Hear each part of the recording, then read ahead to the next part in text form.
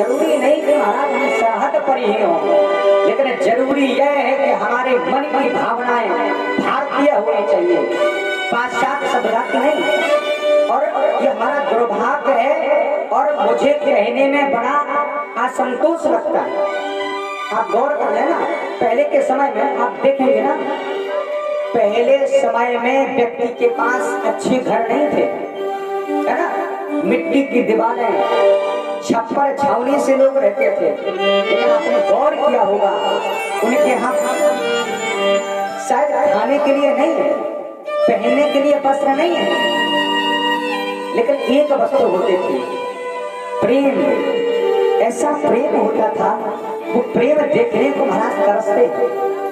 महाराज घर में यदि संबंधी आ जाए, प्रेम या रिश्तेदार आ जाए, तो ऐसा प्रेम बहता था घर में, आहा, बात ही अलग थी, है ना। वो रिश्तेदार आकर के महाराज ये नहीं कहते थे हमें बढ़िया जगह चाहिए, अरे नहीं महाराज चारपाई नहीं है, अरे बगल वाले के घर से भी मत लाओ, अरे महाराज नीचे त्रिपाल बिछाओ और बढ़िया रस्सी में लेटते हैं, कोई दिक्कत नहीं। अभाव बहुत था जीवन में, लेकिन प्रेम के कारण अभाव का कोई प्रभाव नहीं था। घर में बर्तन कम होते थे महाराज, आहा, एक बर्तन में बैठ करके, एक जगह बैठ करके, है ना।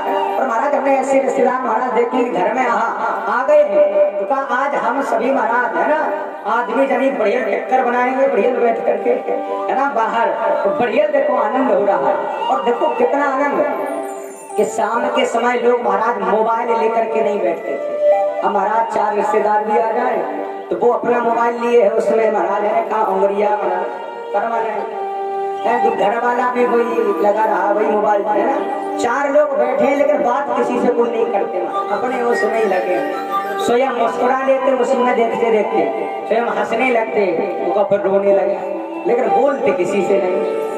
समझ में नहीं आता भैया काहे का मोबाइल, है ना, ऐसा कि भैया छोटे छोटे बालक हैं, माता पिता ने थमा दिया बढ़िया 32,000 का मोबाइल, वो भी लगे हैं, वो भी इतने चालाक गेम भैया उसमें ही खेल रहे, किसी का फोन आ जाए तो हल काट देते, गेम बंद ना हो लेकिन वाला।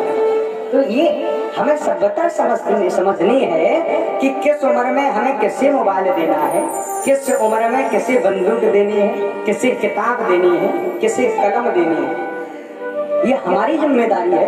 बालक छोटा हो पाया कि हमने तुरंत मोबाइल दे दिया, भैया ले जाओ, है ना। जब आपने जिन्हें संस्कार देना चाहिए उन्हें आप मोबाइल दे रहे हैं महाराज, तो देखो बात कैसे बनेगी। अच्छा आप समझ लो पहले विवाह होते थे, है ना, या भागवत हो, भंडारे हो, बड़े कार्ड होते तो क्या होता था महाराज, पहले हलवाई बाहर से बनाने नहीं आते थे, चाहे यज्ञ क्यों ना हो, चाहे 4 गांवों को क्यों ना खिलाना हो, लेकिन समस्त ग्रामवासी महाराज माताएं बहनें इकट्ठे होकर के महाराज, है ना, चाहे भंडारा हो चाहे विवाह हो, स्वयं भोजन बनाते थे स्वयं।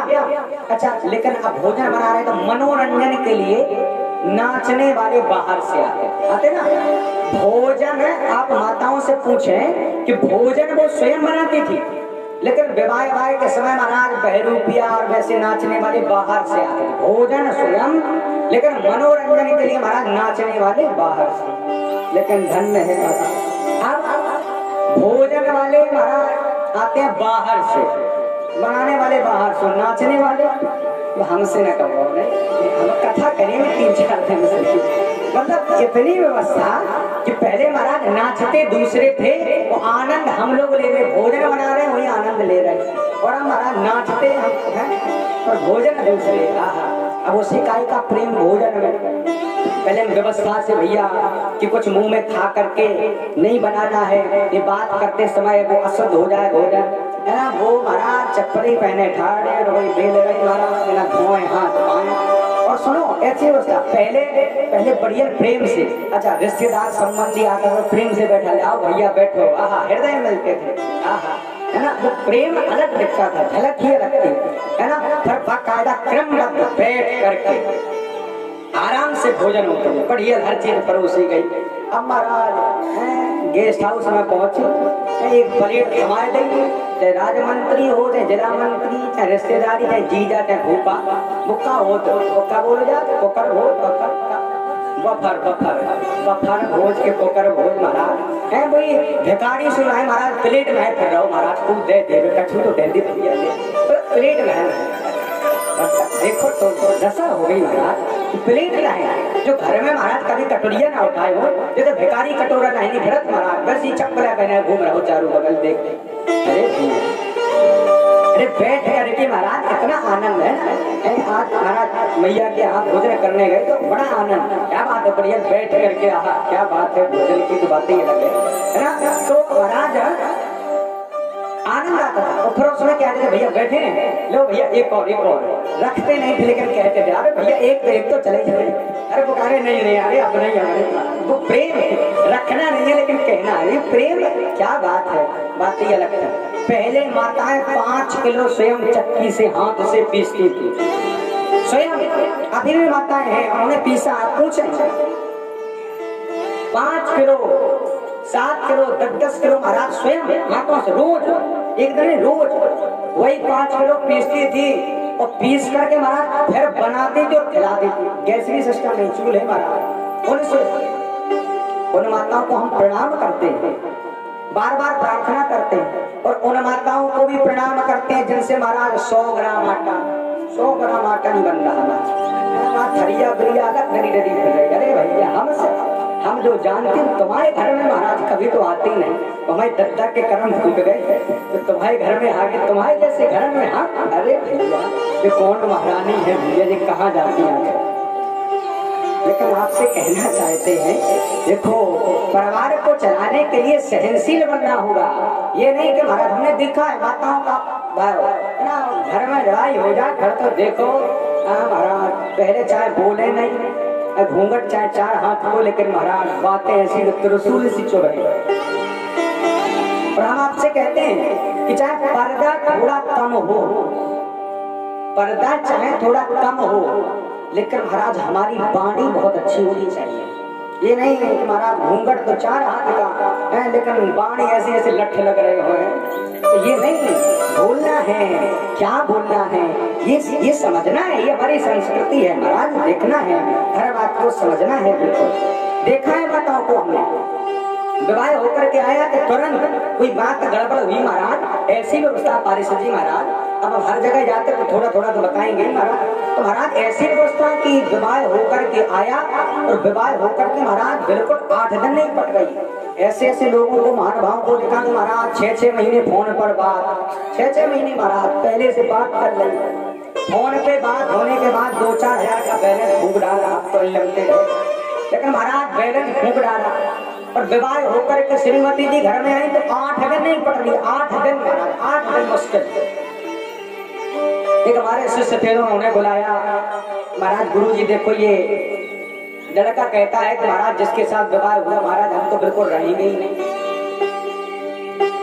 पत्नी भी कहे कि हम बिल्कुल नहीं रहेंगे तो हमने उससे कहा भैया अरे तुम लोग तो ऐसा लगता था विवाह से पहले कि महाराज कि सारा संसार तुम्हें दाख देगा इतना प्रेम महाराज 6 महीने फोन से बात हुई और अब 8 महीने महाराज 8 दिन नहीं पड़ रही तो हमने दोनों को बैठाला हमने पूछा कि बेटा बताओ क्या दिक्कत है तू परेशानी ये कमाते कम है कहा महाराज गुरु जी कमाते तो बहुत अच्छा है अच्छा तो घर में कोई परेशानी है घर बेकार है नहीं घर भी बहुत अच्छा है माता पिता सास ज्यादा बेकार है क्या लड़ने में नहीं सास तो बिल्कुल सीधी ससुर तो अरे बिल्कुल मतलब लोग है बिल्कुल बहुत अच्छा तो फिर परेशानी क्या बस गुरु जी महाराज ये आदमी हमारे पास सामने ना आया तो महाराज मुख न दिखे बस नहीं तो बस सब कुछ हो जाएगा ये तो हमने कहा कमाता बढ़िया है घर अच्छा है सास ससुर अच्छे है फिर का परेशान ना बस इसका मुख न दिखे इसको जितनी जल्दी हो सके अलग ही कर ले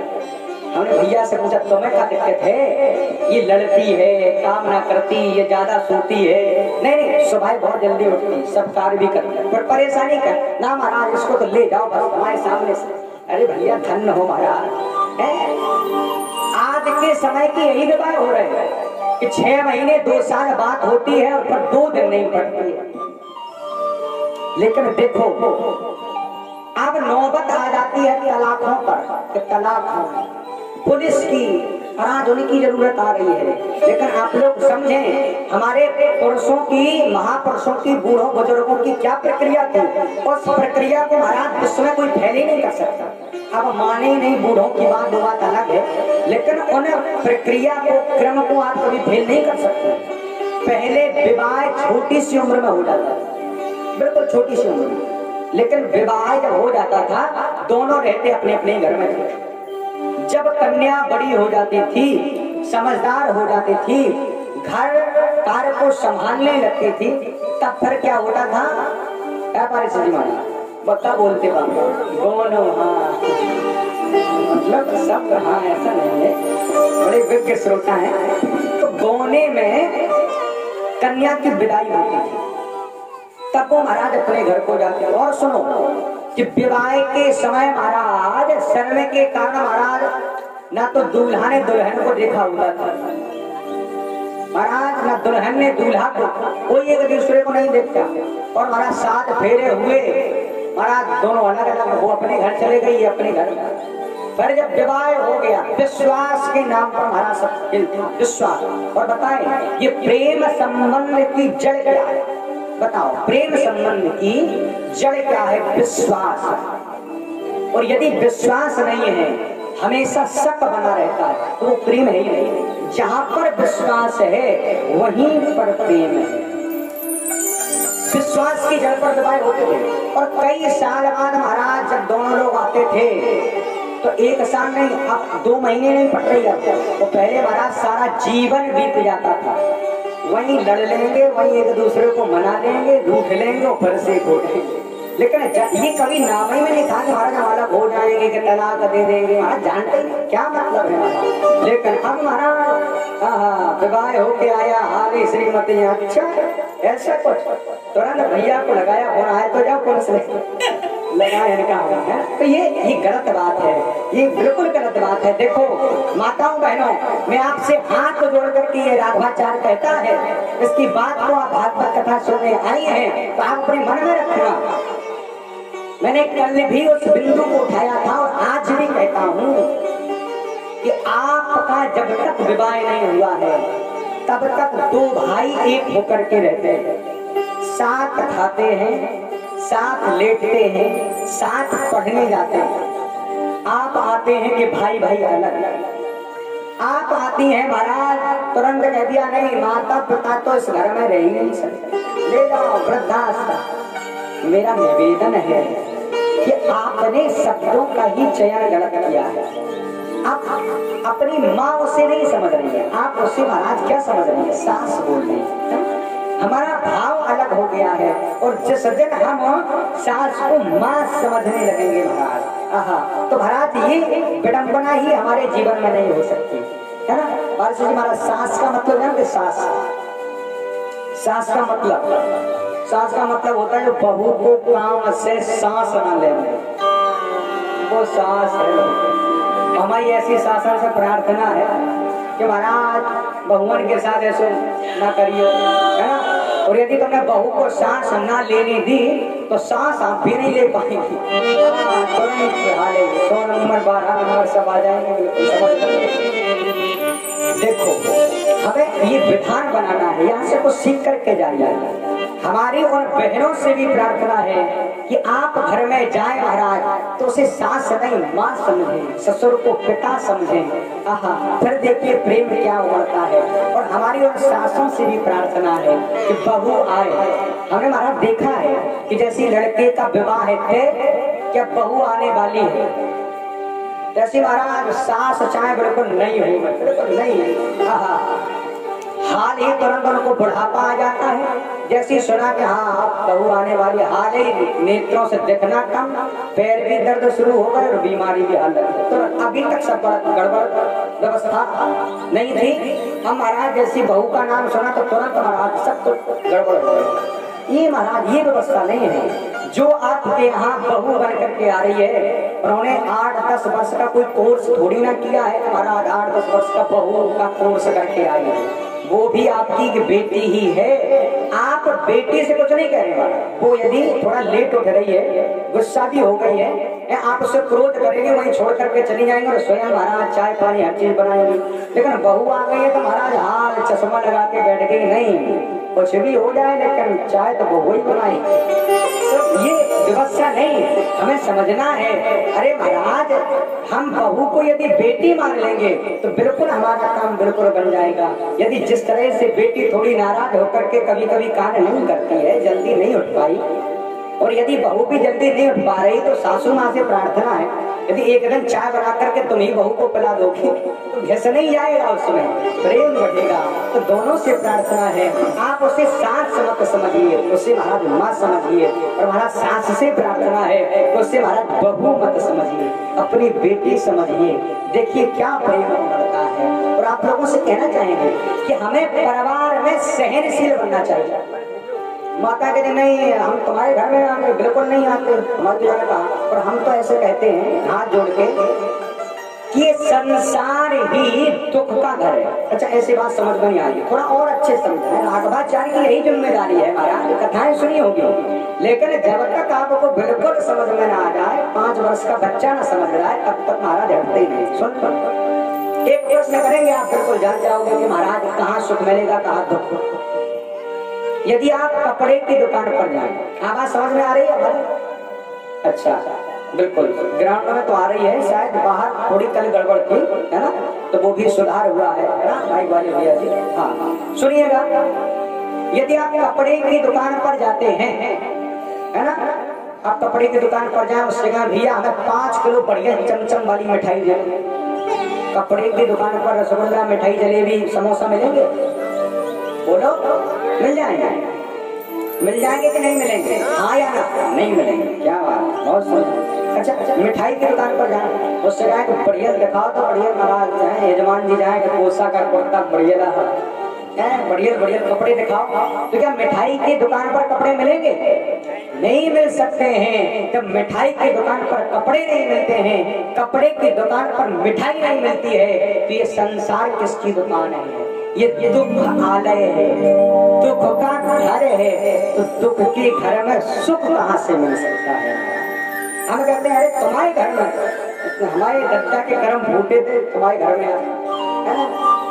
लेकिन आपसे प्रार्थना है, आप इस घर में नहीं, आपका विवाह चाहे कहीं भी हो जाता, इस संसार में कोई भी व्यक्ति पूर्ण नहीं है।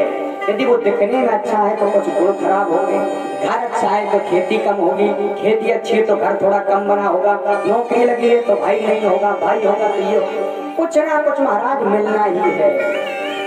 तो यदि सब कुछ चाहते हो तो महाराज पर तो संत हो जाओ, क्योंकि सब कुछ तो केवल भगवान के पास ही है, भगवान ही पूर्ण है, ये संसार अधूरा है। समस्त व्यक्ति सब में थोड़ी थोड़ी गुण और अवगुण है। तो इसलिए सुखी कौन है? संतों ने गाया, कोई तन दुखी, कोई मन दुखी, कोई धन बिन रहत उदास, थोड़े थोड़े सब दुखी, सुखी सुखी राम को दास। हम जितनी भी कमाई करते हैं किसके लिए? आराम हो जाए, है ना। गाड़ी आगे खोल भी रख, आराम के लिए, समर लग गई, बटन मस्को चकाचक, कम पानी व्यवस्था है, मिक्सी मशीन, महाराज वॉशिंग मशीन, सब किसके लिए? आराम के लिए, है ना। लेकिन संतों ने कहा यदि आराम तुम्हें वास्तविक चाहिए हो तो क्या करो कि आराम की तलब है। यदि तुम्हें आराम चाहिए हो तो क्या करो कि आराम की तलब है, तो एक काम कर। क्या काम कर? राम की शरण में राम राम कर। आराम में ही राम है, आराम की तलब है तो एक काम कर, राम की शरण में और राम राम कर। ये संसार में कोई तन दुखी, कोई मन दुखी, कोई धन बिन रहत उदास, थोड़े थोड़े सब दुखी, सुखी राम को दास।